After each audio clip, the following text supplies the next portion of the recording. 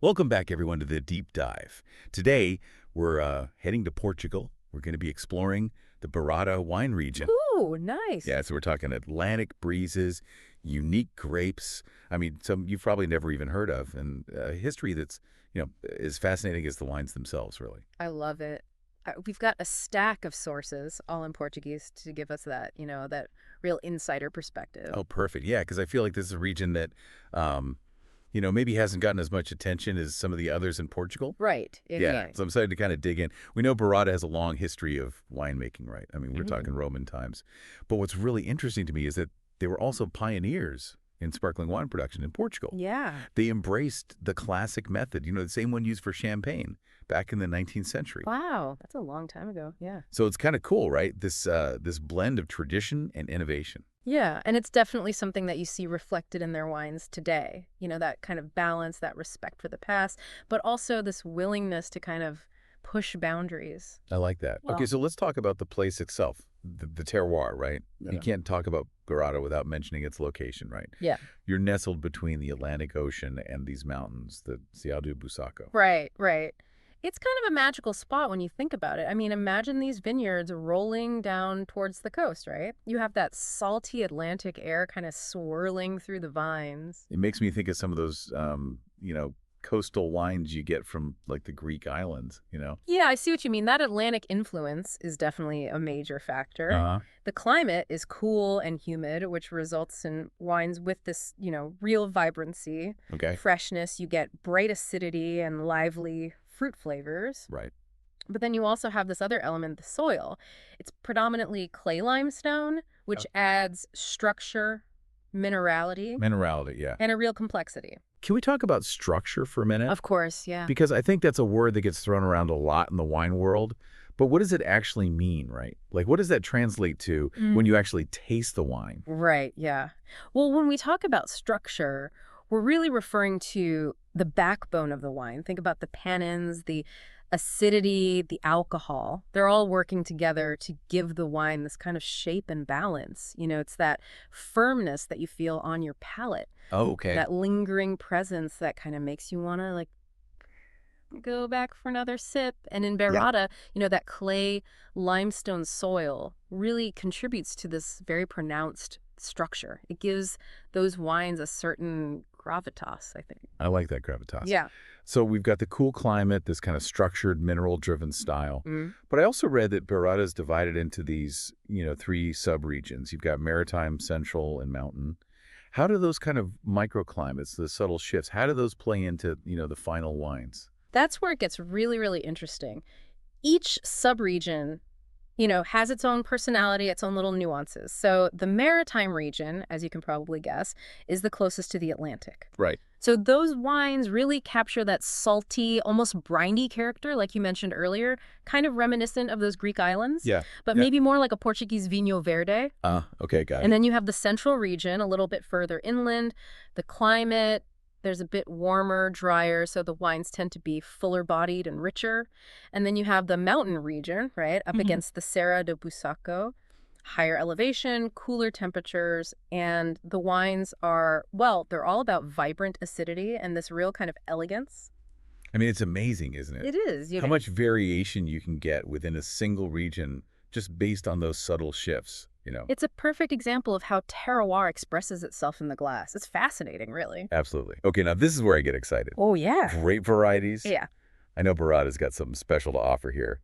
Oh, absolutely. And when you think of Bairrada, you think Baga. This is a black grape, kind of the heart and soul of the region. Okay. Known for its high tannins, we're talking serious structure here, intense acidity, and incredible aging potential. So I'm thinking wines built to last. Are we talking like Mm. Barolo from Italy, decades of aging? You're on the right track. A lot of people compare Baga to Nebbiolo, which is the grape behind Barolo because of that power and that longevity. But Baga also has this wild side, this certain austerity and rustic charm that really makes it distinctive. I love that you're highlighting both of those. Yeah, But it's yeah. got that aging potential. But then it's also got this, like wild side, this unique character. Exactly. What makes it so age-worthy? I think some people get intimidated, right? When you're talking about wines that need years in the cellar. Right. Well, think back to what we talked about with structure. Baga's high tannins and acidity act as preservatives, giving the wine the backbone it needs to, age gracefully over time. Yeah. But there's also this, I don't know, there's something kind of magical that happens as it matures. The tannins soften and the fruit evolves, and you get these complex aromas like dried fruits, leather, tobacco, even hints of forest floor. Wow. It's a real journey, you know? It's like a story. Yeah, yeah. It unfolds. From this youthful kind of austerity to, this complex layered wine. It's almost like, talking about a completely different approach to winemaking than like the drink now mentality. Yeah. These are wines that are like meant to be savored slowly, enjoyed slowly, Yeah. Maybe even shared with like the next generation. Exactly. I think there's a deep respect for tradition and a real commitment to quality that shines through, particularly with those, age-worthy Baga wines. But of course, Bairrada is not all about these powerful reds. Right, because some of us prefer, the crisp whites. Of course. What does Bairrada offer in that department? Oh, don't worry. They've got you covered. You've got a few key players here, and they each bring their own kind of personality to the table. Yeah. Let's start with Maria Gums. Sometimes it goes by Fernand Pires. In other parts of Portugal, you might have heard it called that. Okay. It's known for this aromatic intensity. I mean, think like bright citrus blossoms, honeysuckle, even a touch of honeydew melon. Okay, now you're talking. That's a good summer wine right there. Sounds like something I would drink, on the patio with like some fresh seafood. Oh, totally. It's definitely a crowd pleaser, for sure. Okay. And then you have Bickle. It's a little different vibe. Yeah. A little more structured than Maria Gomes with this lovely minerality. I always get like lemon zest, green apple, and then this stony quality. Like wet stones after a rain shower.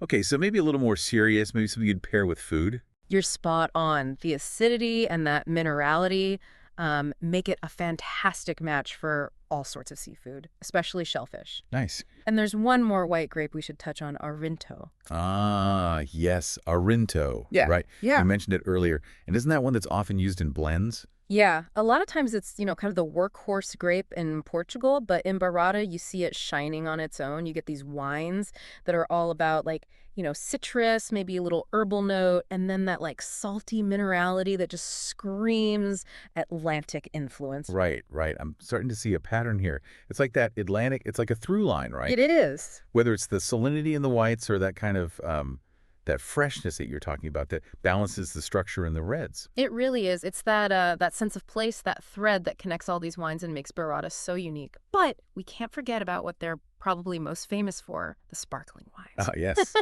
The sparklers. I'm ready to pop some corks. So we know they use the traditional method, which is the same method that's used for champagne.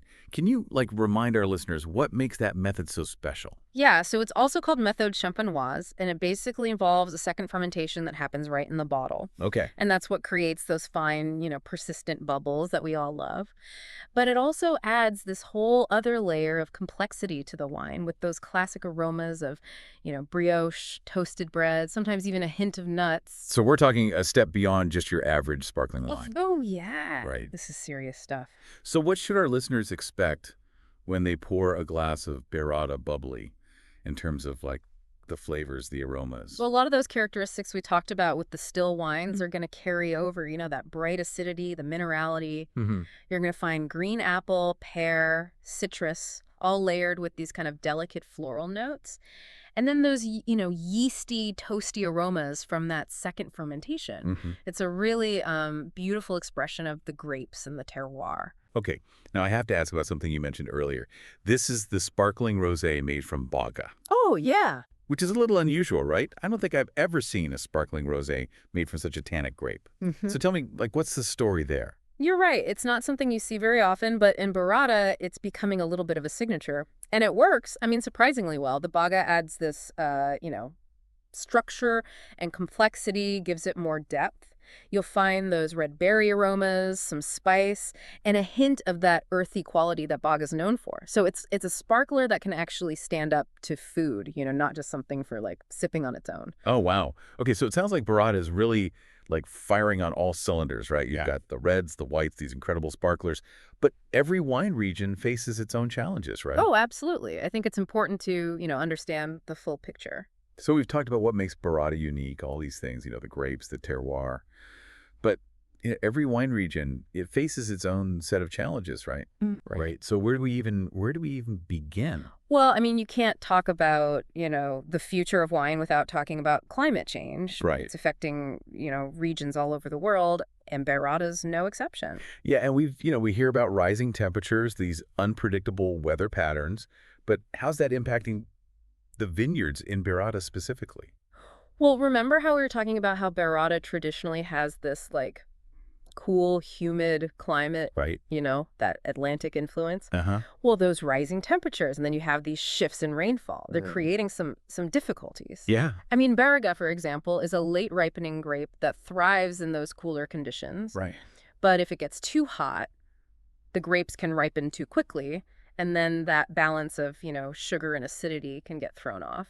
So you're saying these warmer temperatures could actually lead to wines that are like out of balance, maybe overly alcoholic or lacking that refreshing That acidity. is the risk. Yeah. Okay. And it's not just temperature either. They're also facing more frequent um, extreme weather events like heat waves and droughts, Right. which put stress on the vines and just generally, impact grape quality. So what are producers doing to like adapt? I mean, Right. are they just like accepting these changes or are they fighting back in any way? I think Bairrada producers are known for their resilience, and they're definitely not just sitting back. I mean, many of them are really experimenting with different vineyard management techniques, really trying to mitigate the effects of these changes. So give me an example. What does that look like in practice? Well, they're really embracing sustainable practices, for one thing. Okay. Things like planting cover crops to improve soil health, help retain water. They're also getting creative with canopy management. Oh, interesting. Carefully positioning the leaves to, kind of shade the grapes from that intense sun. It's amazing, right? Like how much thought goes into protecting those grapes. It is. It's a constant, I don't know, it's a dance with nature, right? Yes. Some producers are going even further, and they're experimenting with different grape varieties. They're looking for grapes that are maybe, more heat tolerant, better suited to this changing climate. Wow. It's all about adapting and innovating to make sure that, Bairrada wine has a future. Right. So we've got, climate change, but you also mentioned competition Right. as a challenge for Bairrada. What did you mean by that? Well, the global wine market it's so much more competitive now than it used to be, right? Right. Consumers have access to wines from like every corner of the world. So, Bairrada producers really have to work that much harder to stand out. It's like trying to get noticed in a crowded room. Totally. And some of those more traditional styles from Bairrada, those, austere, tannic, young Baga wines, Right. they're not always, what consumers today are looking for. Yeah. There's a growing preference for, lighter, fresher styles. So how are producers responding to this, these changing tastes? I mean, are they sticking to their guns Mm-hmm. or are they willing to kind of, experiment? Oh, they're definitely embracing innovation, I think. You see more producers crafting like lighter-bodied Baga wines, Hmm. sometimes blending in, other grapes to soften those tannins. Right. You also see, more emphasis on those crisp whites that we were talking about, and those elegant sparkling wines, Right. which are, very much in line with, current trends. So it sounds like they're kind of like adapting to the market, Yeah. but also staying true to like their roots, Oh, exactly. It's a balancing act. Yeah. And I think, they're getting really savvy about their marketing too. Right. They're emphasizing what makes Bairrada unique, the indigenous grapes, the Atlantic influence, the winemaking traditions. They're telling their story, and they're connecting with consumers who are looking for wines with character and a sense of place. It's about showcasing their heritage, Yeah. their terroir. Yeah. I imagine wine tourism plays a role in this as well, right? Oh, for sure. I mean, more and more people are, traveling to Bairrada to experience it firsthand. Wander through the vineyards, meet the winemakers, taste the wines straight from the source. I can see the appeal. I mean, it's a chance to discover this hidden gem, Right. this region that's, maybe off the beaten path, but has so much to offer. Yeah, it's a win-win, right? For travelers, it's this, opportunity to explore.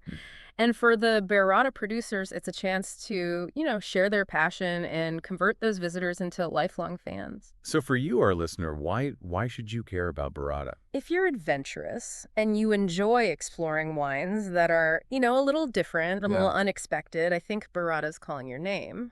These are wines with a story. They reflect the land, the people, the history, and who knows, maybe you'll discover your new favorite wine. Yeah, that's the beauty of exploration. And with Bairrada, you're definitely in for a treat. Well said. I think we've given our listener plenty to think about, and maybe even, a few new wines to add to their list. Cheers to that. Cheers. Thanks for joining us on another deep dive. Until next time.